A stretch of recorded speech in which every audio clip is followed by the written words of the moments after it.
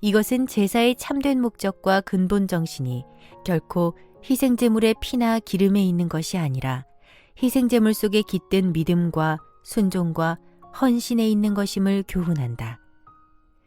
하나님이 명한 제사 규례를 어긴 죄로 창졸간에 죽임당한 나답과 아비후 사건은 그런 교훈을 뼈저리게 깨우쳐주는 실로 비극적인 사건이었다.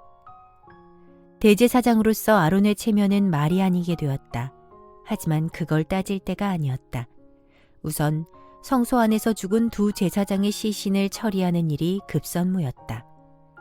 모세는 미사엘과 엘사반을 불렀다. 삼촌 우시엘의 아들들이다. 죽은 제사장들과는 삼촌과 조카 사이다. 모세가 그들에게 말했다. 그대들은 속히 성소 안으로 들어가 두 제사장의 시신을 성소에서 끌어내시오. 그런 뒤에 이스라엘 진영 바깥으로 옮기도록 하시오.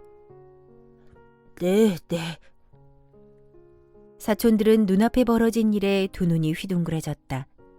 이스라엘 백성들 사이에서 모두가 부러워하는 제사장이었다. 레위 집안에서도 최고의 남자였다. 그런데 순식간에 죽임을 당하여 시체로 눈앞에 나타났으니 충격도 그런 충격이 없다. 모세율법의 종교의식법상 시체는 부정한 것으로 간주되었다.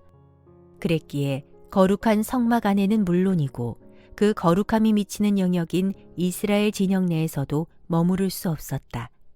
그래서 속히 시체를 진영 밖으로 옮겨 그 부정이 이스라엘 공동체에 옮겨가는 것을 방지해야 했다.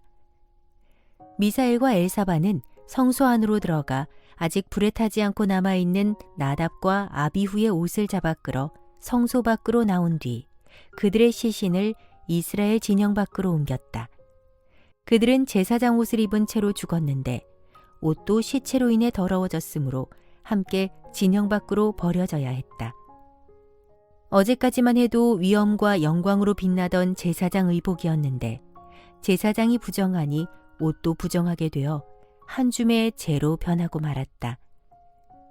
두 아들의 시체가 이스라엘 진영 밖으로 나가는 모습을 지켜보는 대제사장 아론의 마음은 말로 뭐라고 형언할 수 없을 정도로 괴롭고 착잡했다.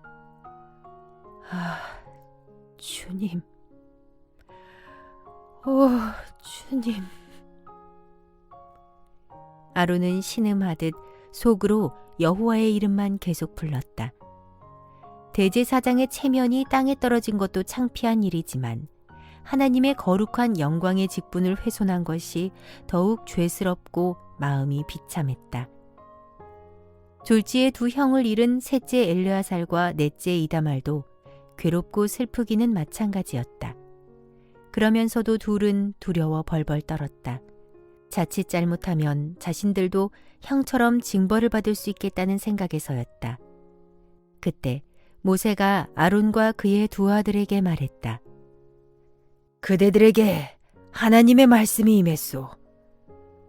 그 말씀을 따르겠습니다. 제사장 집안 여러분은 아들과 형제가 조상을 당했다고 해서 머리를 풀거나 옷을 찢지 마시오.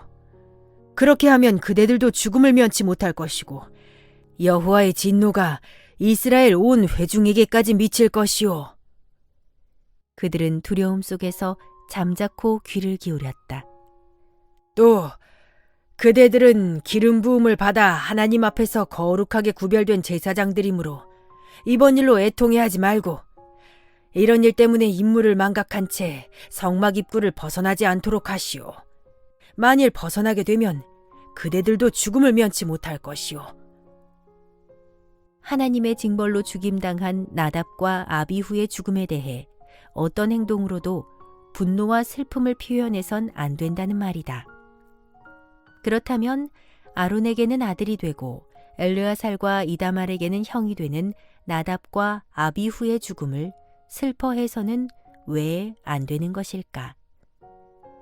당시 죽은 자에 대해 슬픔을 표시하기 위해서 사람들은 자신의 머리를 풀거나 자기 옷을 찢는 등의 행동을 취했다. 그런데 그런 행동들은 종교의식법상 제사장을 부정하게 만드는 일이었으므로 특별히 하나님께 헌신된 거룩한 제사장들에게는 적합하지 않았다. 그래서 금지되었다.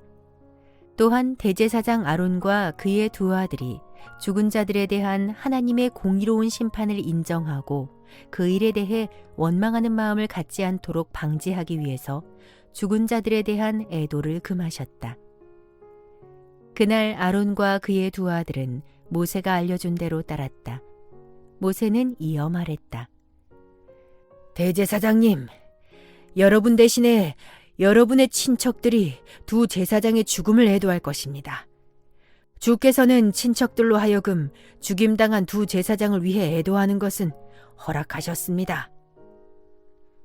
대제사장 아론과 제사장 된 그의 직계 두 아들인 엘르아살과 이다말을 제외한 나머지 친척들은 아론의 장남 나답과 차남 아비후의 죽음에 대해 애도해도 괜찮다는 말이다. 그제야 대제사장 아론은 입을 열었다. 고맙소이다. 우리 대신에 여러 일가 친척들이 두 아들의 장례식을 잘 치러주기를 바랍니다. 아론 대제사장은 동생 모세에게 깍듯했다. 모세와 아론 두 형제는 백성들의 최고 지도자이기에 서로에게 최대한 존경심을 표했다. 그때에 하나님이 대제사장 아론에게 말씀하셨다. 아론은 귀담아 들어라. 너와 네 아들들이 성소 안으로 들어올 때는 포도주나 독주를 절대로 마시지 마라. 이 말을 듣지 않으면 너희도 죽음을 면치 못할 것이다. 이를 항상 명심하도록 하라. 이는 제사장으로서 너희가 대대로 지켜야 할 규정이니라. 아론 집안의 제사장들은 대대로 제사를 집전하는 동안에는 술을 마시지 말라는 금주 규정이다. 이로 볼 때 하나님이 명한 제사 규례를 어겨 죽음을 초래한 나답과 아비후의 경거망동이 분명 술 취함 때문이었음을 알 수 있다. 아마도 전제로 드릴 때 사용하던 제사용 포도주나 독주를 남용했을 가능성이 농후하다.